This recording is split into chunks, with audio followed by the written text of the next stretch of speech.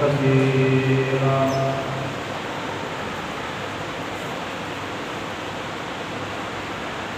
گزشتہ بیان میں سورہ اخلاص کی پہلی آیت قل هو اللہ احد پر تفصیلاً گفتگو آپ کے گوشت گزار کی. سورہ اخلاص اپنے حجم کے اعتبار سے بہت چھوٹی سی صورت ہے اور اس کی آیتیں بھی بہت چھوٹی چھوٹی ہیں، لیکن اپنے جاہ و جلال کے حساب سے اور عقیدے کے حساب سے بہت وزن رکھتی ہے، بہت طاقت رکھتی ہے، بہت روحانیت رکھتی ہے، بہت نورانیت رکھتی ہے. اللہ کا جو قرآن ہے یہ سارے کا سارا بہت اعلیٰ و بالا ہے.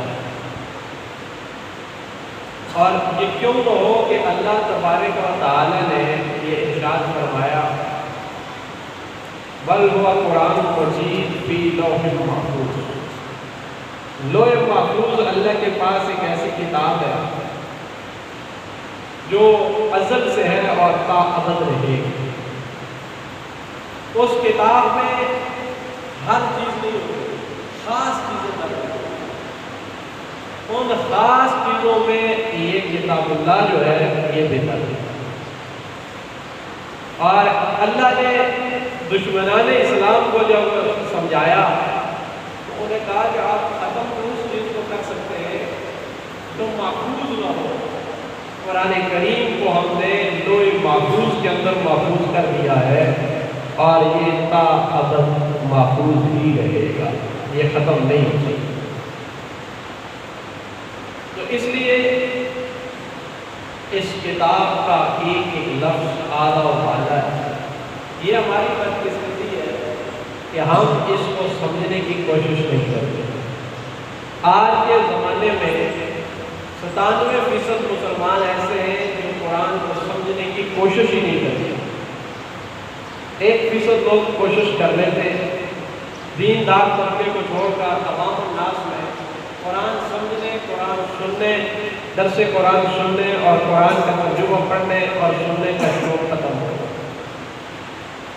جبکہ یہ ہونا چاہیے تھا کہ ہر مسلمان قرآن کریم کو ناظرے کی طرح ترجمے کے ساتھ پڑھ کر اس کی تفسیر بھی پڑھ کر تب جا کر اسے سمجھ آتی کہ جو ہماری زندگی ہے اس زندگی کی حقیقت کیا ہے اور تقاضا قرآن کیا ہے. قرآن ہم سے کون سا تقاضا کر رہا ہے. جب ہم نے اسے پڑھا ہی نہیں، سمجھا ہی نہیں، سنا ہی نہیں تو پھر ہمیں پتہ ہی نہیں چلا کہ ہم نے اپنا عقیدہ کیسے بنانا ہے اور اپنی زندگی کو کیسے گزارنا.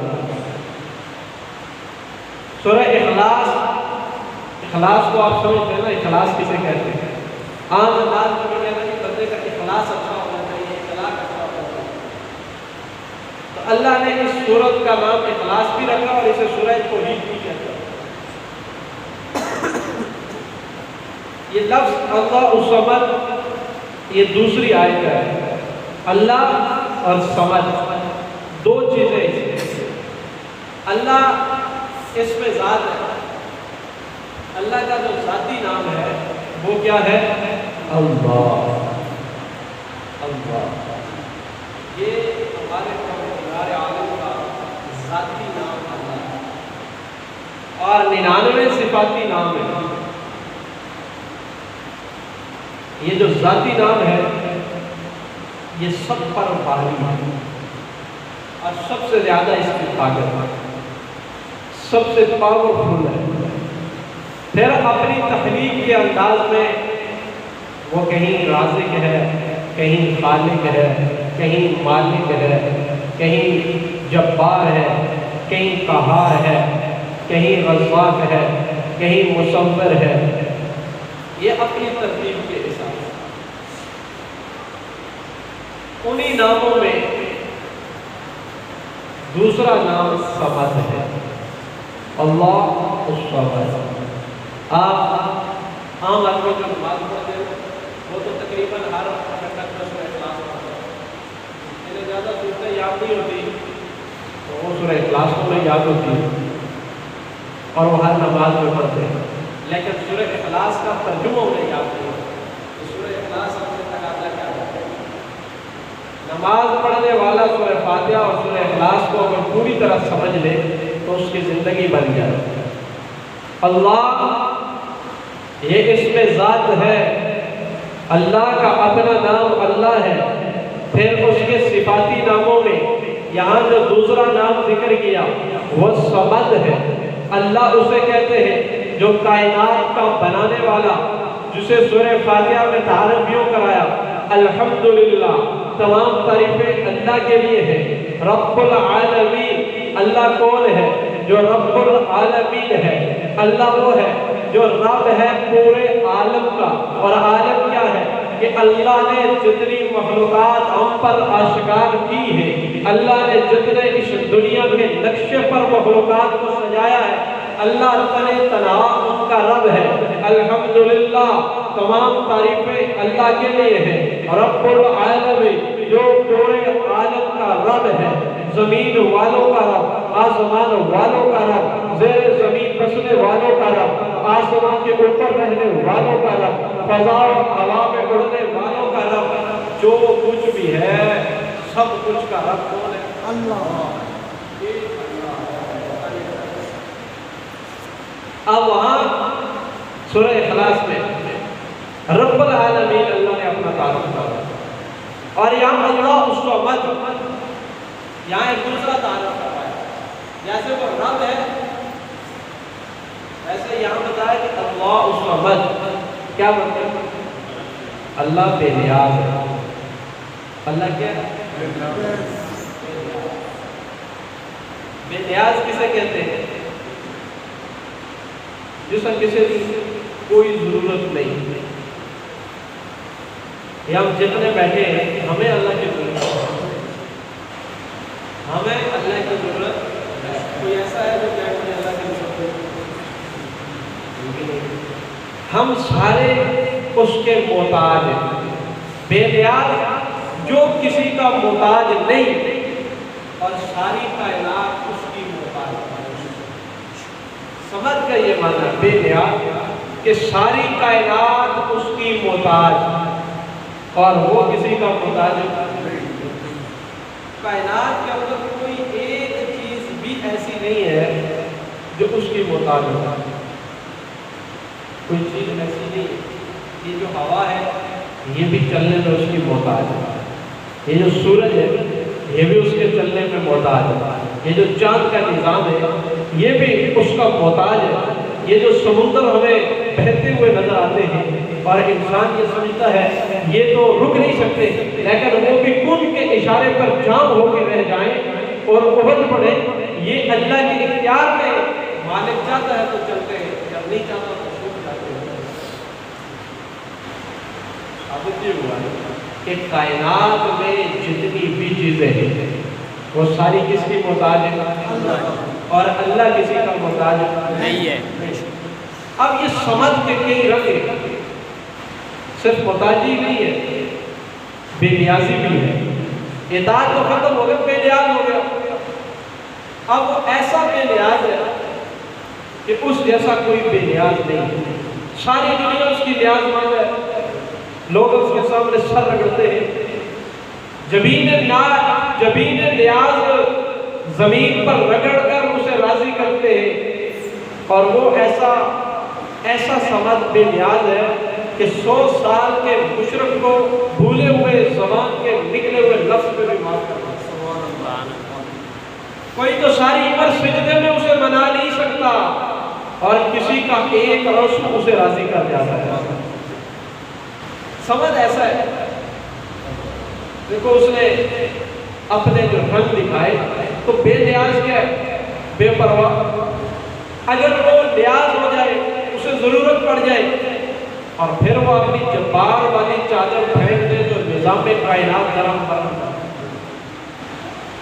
اتنا کچھ کرتا ہے، پہناتا ہے، کھلاتا ہے، پلاتا ہے، صبح سے شام تک ہزارہ کروڑہ لوگ اس کی نافرمانی میں زندگی گزارتے ہیں۔ ابھی اس وقت دنیا کی جتنی آبادی ہے، اگر اس پر ریسرچ کی جائے تو زیادہ تر لوگ اس کے ماننے والے ہی نہیں، اس کا نہیں مانتے، اور کچھ اس کی نہیں مانتے، کچھ اسے مانتے ہی نہیں ہے، کھاتے بھی اس کا ہے، پیتے بھی اس کا ہے، رہتے بھی اس کی زمین پر ہے، اس نے ان کو جو فرش بچا کے دیا اسی پہ سوتے ہیں، اور اس کی جو چھت ہے اس سے فائدہ اٹھاتے ہیں، ہوا اور فضا میں وہ لطف انگیز ہوتے ہیں، اس کے ٹھنڈے اور میٹھے پانی پیتے ہیں، لیکن جب اسے ماننے کی باری آتی ہے تو انکار کر دیتا ہے۔ اب وہ کیسا بے نیاز ہے، وہ کہتا ہے چلو کوئی بات نہیں، نہ مانو، تمہارا نہ ماننا بھی مجھے کوئی تکلیف نہیں دیتا، اور ایسا پھر بے نیاز ہے کہ در کھلا رکھتا ہے، در پھر بھی کھلا رکھتا ہے، بند نہیں کرتا۔ ہزارہ سال لوگ اس کی نافرمانی میں گزارتے، نسل در نسل، اور کوئی ایسے نافرمانوں کی اولاد میں سے وہ اپنا محبوب بنا لیتا ہے، ساری زندگی بڑے دشمنی میں گزار جاتے، نافرمانی میں گزار جاتے، کفر میں گزار جاتے، اور انہی کی آل میں سے وہ اپنے ولی پیدا کرتے ہیں۔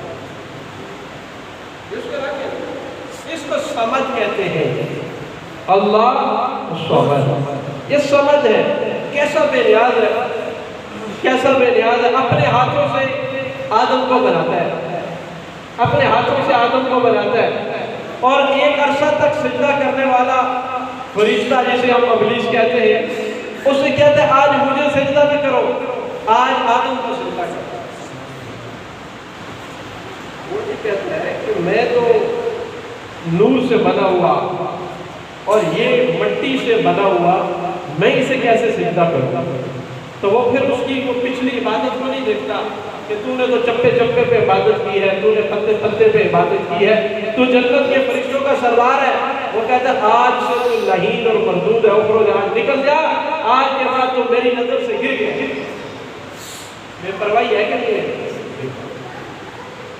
اور اسے اپنے ہاتھوں سے بنایا، اپنے ہاتھوں سے بنایا، اور پھر خود ہی روکا کہ اس پھل کو نہیں کھانا، پھر خود ہی کھلوا بھی دیا،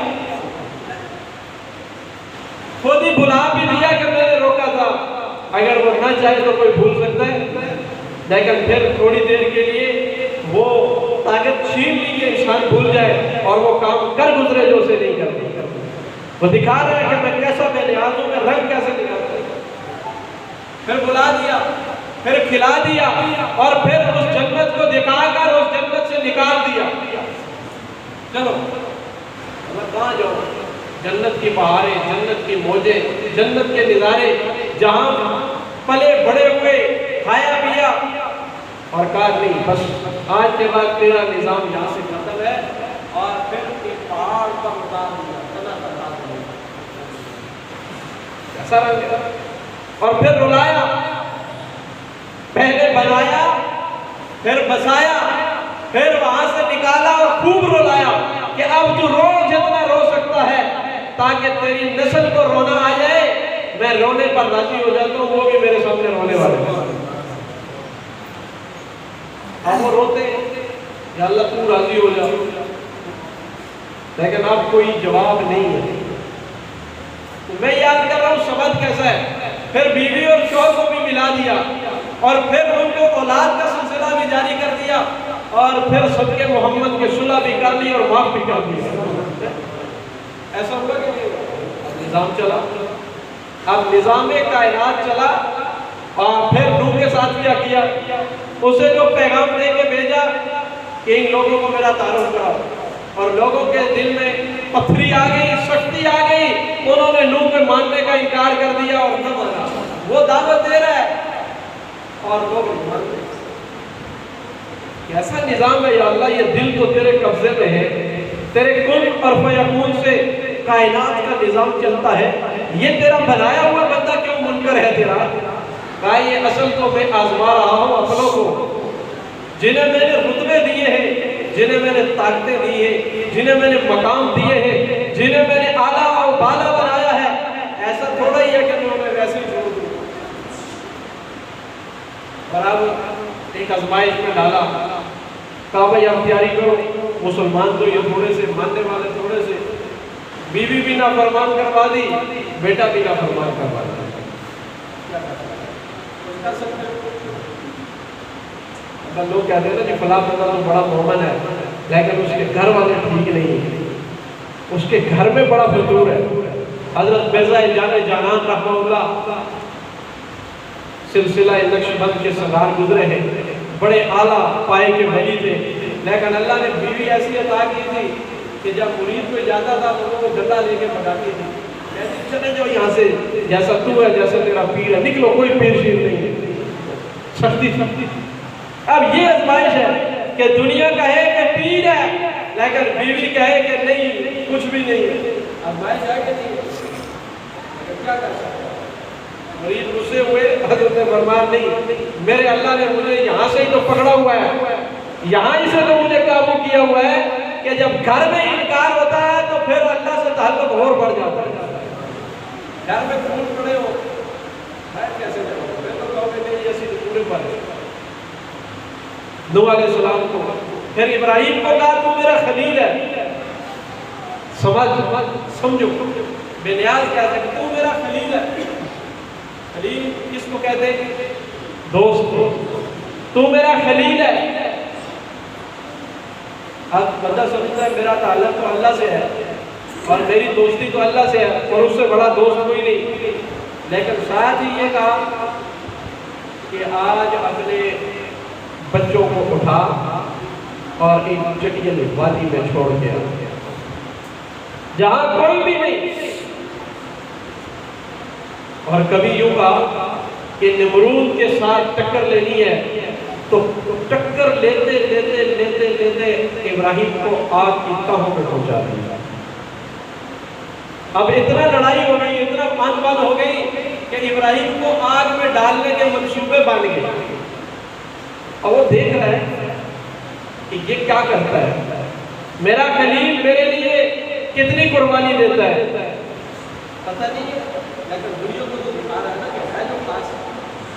وہ اپنے خاصوں کو بڑے خاص کاموں پہ لگا کر بڑی مشکلوں سے گزارتا ہے، جس کو سمجھ کہتے ہیں۔ اب وہ آپس میں قسم ہو گئی، انہوں نے تو آگ جلائی اور کہا جی اس کو جلاؤ۔ ان کا دیکھو آگ میں جلانے کی طاقت ہے یا خدا کے پاس طاقت ہے؟ ابراہیم تو کیا کرتا ہے؟ اس نے کہا جی جس کے لیے آیا تھا اس کے لیے آگ میں جلنے کو مل گیا۔ دوستی کو ایسی کچی نہیں ہے کہ مشکل میں ساتھ چھوڑ جائے اور آسانی میں دوستی رہے، یہ دوستی نہیں منافقت ہوتی ہے۔ جب حالات ٹھیک تھے تب بھی سمت کا نعرہ تھا، آج حالات بگڑ گئے تو تب بھی سمت کا نعرہ تھا۔ اب آپ کا چولہا گرم ہے، تندور گرم ہے، ایک وادی بن گئی، اور لکھا ہے کتابوں میں کہ اوپر سے چڑیا گزرتی تھی، وہ بھی اس آگ کی گرمی سے جل کر نیچے گر جاتی تھی۔ خوب انہوں نے اپنی طرف سے آگ جلائی اور اس کو اٹھا کر اس آگ میں پھینکا۔ اب یہ جا رہا ہے، کتنا مشکل کام ہے۔ چیلنج کرنا تو آسان ہے، باتیں کرنا تو آسان ہے، لیکن جب وقت آئے تو پھر بات نبھانا بڑا مشکل ہے۔ ابراہیم نے تو عہد کر لیا کہ ٹھیک ہے تو جیسے راضی ہے ویسے میں ہی راضی ہوں، کیونکہ میری رضا۔ ہم تو زبان سے کہتے ہیں نا اللہ سے ہونے کا یقین، مخلوق سے نہ ہونے کا یقین، لیکن ہماری نظریں کہاں لگی ہوتی ہیں؟ دکان میں، گھر میں، بازار میں۔ دل سے ہمارے وہ چیز نہیں بن پاتی جو ہمارا صرف زبانی جمع کر چکا ہے۔ اب یہ جملہ ابراہیم خلیل اللہ اتنا مضبوط تعلق ہے، لیکن ظاہر میں کتنی آزمائشیں ہیں، کتنی ٹینشنیں، کتنی پریشانیاں ہیں کہ آگ میں جلنے کے لیے پھینکا جا رہا ہے اور وہ چل کے جا رہا ہے۔ اور جب پھینک رہے ہیں تو جبرائیل آ کر کہتے ہیں کہ میں مدد کروں، کہ تیری مدد کی ضرورت نہیں ہے، جس کے لیے جلنے جا رہا ہوں وہ مجھے دیکھتا ہے، سمجھتا ہے، سنتا ہے۔ جذبہ سچا ہے۔ آج بھی جو ہو ابراہیم سا ایمان پیدا آگ کر سکتی ہے، انداز گلستان پیدا۔ ابراہیم جیسے ایمان تو لاؤ، اب چلے گی، پھر وہاں پھینک کر پھر وہاں اس آگ کو کہا یا نار کونی بردن و سلاما۔ وہ آج تو نے جلانا نہیں ہے، آج تو نے اس کو بچانا ہے۔ یہ رنگ ہے سمجھ کا۔ دنیا حیران ہے، آگ میں تو چیزیں جلتی ہیں، لیکن یہ کہہ رہا ہے آج جلانا نہیں ہے، آج بچانا ہے۔ آج میں نے دنیا کو یہ دکھانا ہے جو میری خاطر آئے وہ آزمائشوں کے بعد بھی سرخرو ہو کے نکلتے ہیں۔ لیکن آزمائش کے دن یہ احسان تھا، پھر وہاں سے نکالا اور پھر بیٹے دیے تو کہا جنگل میں پھینکا، وہ بھی کر گزرے۔ پھر یوسف کو حسن دیا، یعقوب کو پیغمبری دی۔ یہ خاندان پیغمبر جو آل ابراہیم سے سب کچھ دے کر یوسف چھین لیا۔ جس کی محبت دل میں ہے نا، بچے تو اور بھی ہیں، سارے بیٹے ہیں، سب کی محبت ہے، لیکن پیغمبر یعقوب کے دل میں جو محبت ہے نا یوسف کی، اس کا کوئی مقابلہ نہیں کر سکتا۔ وہ سب سے زیادہ محبوب ہے۔ جیسے ابراہیم کے دل میں اسماعیل کی محبت، اور کہا گلے پہ چھری پھیرو، اب یعقوب کے دل میں یوسف کی محبت، اور پھر دوسرے بھائیوں کے دل میں یوسف کی نفرت ڈال دی، اور ان بھائیوں نے اٹھا کر کنویں میں ڈال دیا۔ سمجھ اللہ سمجھ بے نیازی کا منظر دیکھیے کہ کیسا منظر ہے بے پرواہی کا، بے نیازی کا، کہ وہ جو یوسف کے حسن پر فریفتہ ہے یعقوب، جو اس کے بغیر ایک پل نہیں رہ سکتا، آج یوسف کنویں میں پھینکوا دیا، اور بھائیوں کو کہا کہ اب گھر پہنچے، اور باپ نے پوچھا کیا ہوا، فرمایا اس کو تو بھیڑیا کھا لیا، اور پھر وہی کے ذریعے بھی نہیں بتایا۔ اب جو لوگ یہ سمجھتے ہیں نا، یہ عقیدہ رکھتے ہیں کہ نبی علم غیب جانتے ہیں، ان سے کہو کہ یہ کیا ہو رہا ہے، یہ کیا ہو رہا ہے، یہ یعقوب نبی ہے کہ نہیں ہے؟ نبی ابن نبی ہے، صرف نبی نہیں ہے بلکہ نبی کا بیٹا نبی ہے، نبی کا پوتا نبی ہے، یہ خاندان اسحاق و ابراہیم ہے۔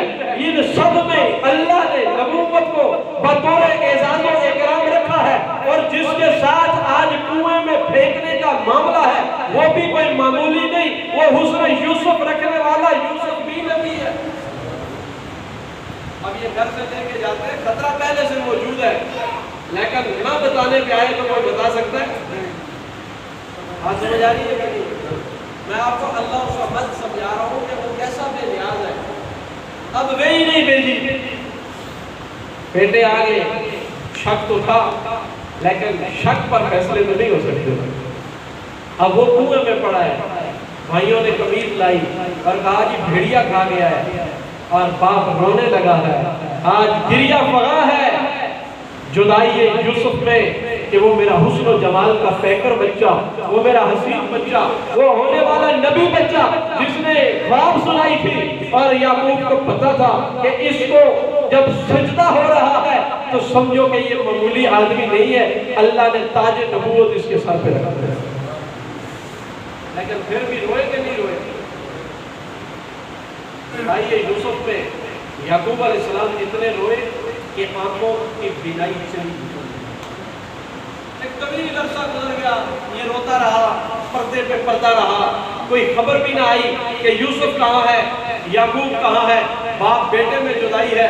اور وہی یوسف جسے کنویں میں پھینکا گیا تھا، اسے بازار مصر میں فروخت بھی کروایا، اسے بیچا گیا۔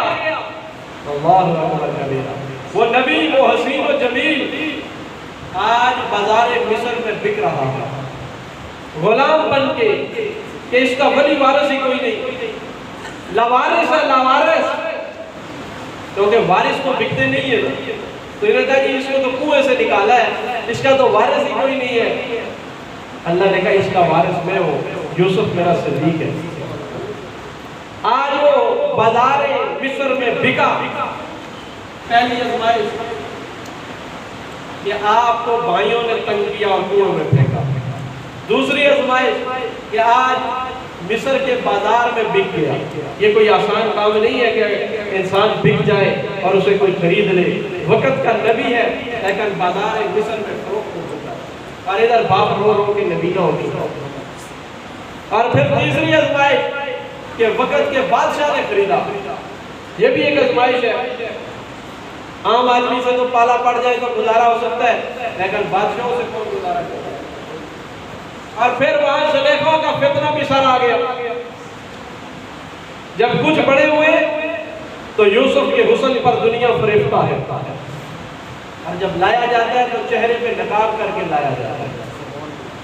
اللہ، یہ سمجھ ہے کہ کیسے جلوے دکھا رہا ہے اپنی ذات میں چھپا ہوا اپنے بندوں پہ ظاہر ہو رہا ہے، اور کیا جلوے ہیں، کیا کہنا، کیا منظر ہے، زمانہ اس کو سمجھنے سے قاصر ہے۔ یہی جو مصر کے بازار میں بکتا ہے، پھر اسے تخت شاہی بھی مصر کی عطا کر دیتا ہے، پھر اسے مصر کی جہنوں سے نکال کر تخت شاہی پہ بٹھا کر کہتا ہے مجھے سمجھ کہتے ہیں، میں چاہوں تو کنویں میں پھینکوا دوں، میں چاہوں تو بازار مصر میں فروخت کروا دوں، میں چاہوں تو زلیخا کے فطرے میں تجھے ڈال کر بچے کی زبان سے تیری پاکیزگی کی گواہی دلوا دوں، میں چاہوں تو جیل سے تجھے رہا کروا دوں، میں چاہتا ہوں تو آج تجھے میں مصر کا تخت بھی عطا کروں۔ کون پوچھ سکتا ہے؟ کوئی پوچھ سکتا ہے؟ اللہ سمجھ، یہ سمجھ ذات ہے کہ اس نے اس کو کہاں سے کہاں پہنچا دیا۔ اور آخری بات کہ وہ کیسا سمجھ ہے، اس نے جتنے بھی نبی بنائے ان نبیوں میں کسی کو خلیل کہا، کسی کو صدیق کہا، کسی کو کلیم کہا، کسی کو روح اللہ کہا، اپنے اپنے انداز رکھے، لیکن سرکار کی جب باری آئی تو فرمایا محمد۔ یہ آپ کو پتہ ہے کہ رسول کا لفظ یہاں کیوں لایا گیا؟ باقیوں کے ساتھ رسول کا لفظ نہیں ہے، لیکن یہاں محمد کے ساتھ رسول کا لفظ ہے۔ پہلوں کو کلیم کہا، صدیق کہا، ذبی اللہ کہا، روح اللہ کہا، لیکن یہاں محمد الرسول اللہ کہا، یہاں لفظ رسول کو خاص کیا۔ یہ بات یہ نقطہ سمجھو کہ رسول پہلے کسی کو نہیں کہا۔ اسے کیوں کہا؟ اسے اس لیے کہا کہ یہاں رسالت کا اختتام ہو گیا ہے، یہاں نبوت کا اختتام ہو گیا ہے، اور یہ اس کا آخری رسول ہے، یہ اس کا آخری نبی ہے، یہ اس کا آخری محبوب ہے، اور اس کے ساتھ لفظ رسالت لگا کر عقیدہ ختم نبوت میں سمجھا دیا کہ اس سے پہلے رسول کا نام نہیں لیا گیا، آج رسالت کا نام لگا دیا گیا۔ سمجھ جاؤ کہ صدیق بھی گزر گئے، رفیق بھی گزر گئے، خلیل بھی گزر گئے، آج آخری مور ہے اور وہ رسالت کی مور ہے جو محمد کے اوپر ہے۔ جن کے لیے کائنات بنائی انہیں رسالت کا تمغہ بھی دیا، حسن و جمال کا پیکر بھی بنایا، پیدا ہی نہیں ہوا تو باپ کا سایہ سر پہ کھیل گیا، پیدا ہی نہیں ہوا، اور جب چھوٹی سی عمر ہے تو ماں کی شفقت کی ضرورت بے سہارا کر دیا کہ ظاہری اسباب کے درجے میں ماں باپ نہ ہو تو بندہ کیا ہوتا ہے، لیکن کہا تیری تربیت تیرا سہارا میں خدا ہی کا دیا، میں ہوں تیرے ساتھ، لیکن ظاہری طور پر تو تنہا ہوں۔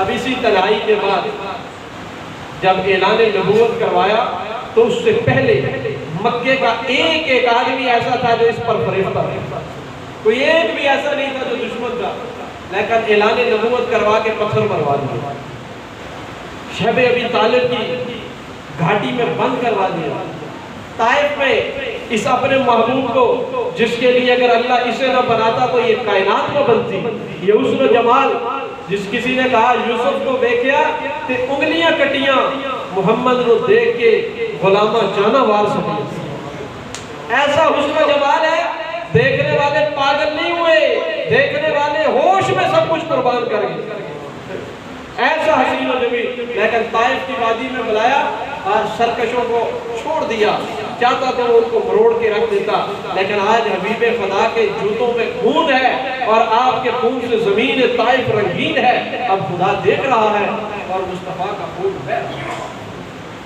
بات ہے کہ کیسے رنگ دکھائے، جس کے لیے کائنات بنائی اسے طائف میں پتھر بھی بنائے، جس کے لیے کائنات بنائی اس کے سامنے اس کے بیٹوں کے جنازے اٹھوا دیے، جس کے لیے کائنات بنائی اس کے سامنے اس کی ماننے والی بوڑھی عورت سمیہ کے 2 ٹکڑے کروا دیے، جس کے لیے یہ کائنات بنائی اس کے سامنے اس کے صحابہ کو ذبح کروا دیا، جس کے لیے یہ کائنات بنائی اس کے نواسے کو کربلا میں شہید کروا دیا، اور پہلے بتا دیا زندگی میں یہ بھی ایک دکھ ہے میرے حبیب، تیرے اس نواسے کو تیری امت کربلا میں ذبح کر دیا۔ ہم دکھائے کہ نہیں دکھائے؟ یہ سمجھ ہے، وہ جو چاہتا ہے وہ کرتا ہے، اسے کوئی پوچھ سکتا ہے؟ کوئی نہیں پوچھ سکتا۔ اس لیے ہمارا یہ عقیدہ ہے کہ وہ سمجھ کہ ساری کائنات اس کی محتاج ہے، لیکن وہ کسی کا محتاج نہیں ہے۔ سارے مل کر اس کو پکارتے ہیں اور وہ کسی کو پکارتا نہیں ہے، وہ تنے تنہا سب کے لیے کافی ہے، ہم سارے مل کر بھی اس کے لیے کافی نہیں ہے۔ وہ ہم سب کی بگڑیاں بناتا ہے، سب کی حاجت روائیاں کرتا ہے، سب کی مشکل کشائیاں کرتا ہے، اس کا کوئی پرسنل معاملہ ایسا نہیں کہ اس کا کوئی مددگار ہو، وہ تنے تنہا مددگار ہے، وہ ایسا مددگار ہے جس نے کہا اللہ سمجھ لوگوں تم یہ بات سمجھ لینا میں بے نیاز ہوں، میرے ہاں کوئی ترتیب نظام ایسا نہیں کہ افراد رکھ کر میں کروں گا، میں کن اور فیکون سے پوری کائنات کا نظام چلاتا ہوں۔ اللہ کریم